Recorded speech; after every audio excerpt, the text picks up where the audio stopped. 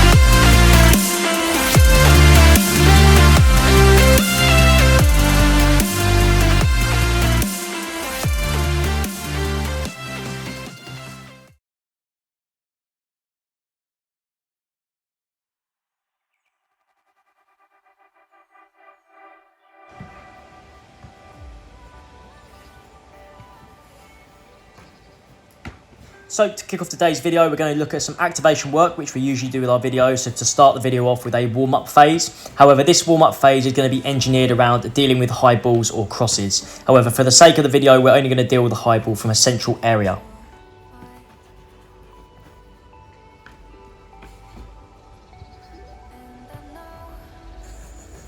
There are many fantastic goalkeepers who could have been used as an example of people who are very good at dealing with crosses or high balls. However, as someone who's been at the top of their game for many years, I thought Manuel Neuer was a great choice to use. As we know from Manuel Neuer's style of goalkeeping, which we can all gather from his sweeping ability, it also feeds directly into how he deals with crosses, as he's an extremely proactive goalkeeper. Neuer's timing and ability to claim crosses or deal with a high ball in and amongst bodies or without at the highest level of football under immense pressure is fantastic, and he's a very good goalkeeper for all to watch and pick up ideas from and how best to suit these situations. And then by being very efficient at dealing with crosses, Manuel Neuer also gives himself the chance to create attacks and start counter-attacks and put his team on the forefront.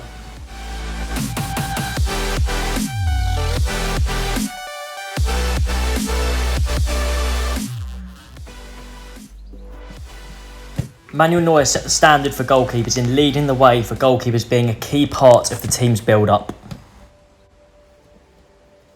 Neuer possesses excellent ball control and passing skills, whilst being able to also execute a range of distribution techniques when in control and also under pressure. He has the confidence to not only be brave with his distribution and help his team start attacks, as we spoke about already, but also be accurate and always be one step ahead in knowing where his next movement should be to support his teammates. As you can see in this box drill in particular, we're trying to recreate a couple of movements where he might step out to receive and create an angle to support the ball.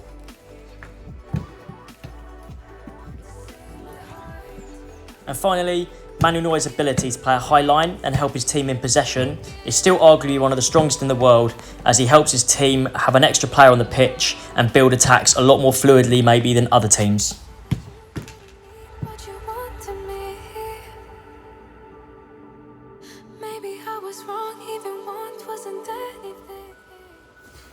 In the next part of the video, we're going to work through some basic footwork and handling practices. For shot stopping ability, there are many world-class goalkeepers we could look at. One that springs to mind immediately is Jan Oblak, who is an absolute wall. However, for this video and the purpose of what we're doing here, which includes footwork, we're going to look at Ter Stegen. Ter Stegen has moved into position as one of the top goalkeepers in the world. His ability to make difficult saves look much easier by using solid footwork patterns around the goal and at the right time to help him across a wide range of match situations has elevated him to the top. No. Ter Stegen also has the ability to control his body weight well whilst moving at speed, which allows him to execute the best possible technique he can when dealing with a shot posed at him. These kind of details can prove all important at the level that Ter Stegen plays at, which can be the difference between winning a match and losing a match, and also being able to deal with certain types of strikes from the elite strikers in the world.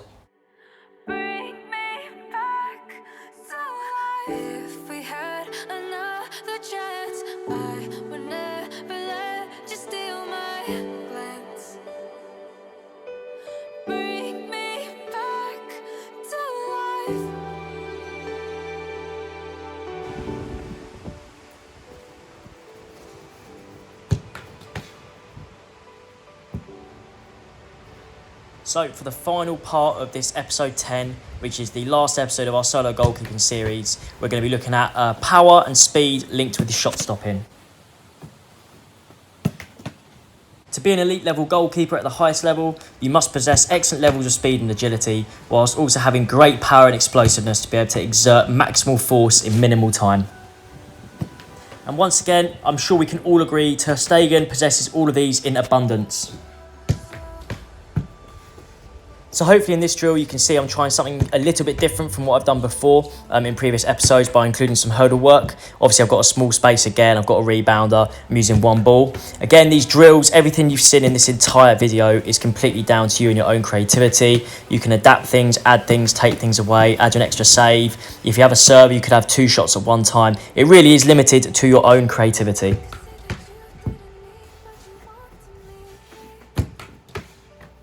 And as I always say with these solo drills, take your time, make sure you focus on the technical quality, challenge your hands and test yourself, and above all else, enjoy them and have a good time whilst you're training.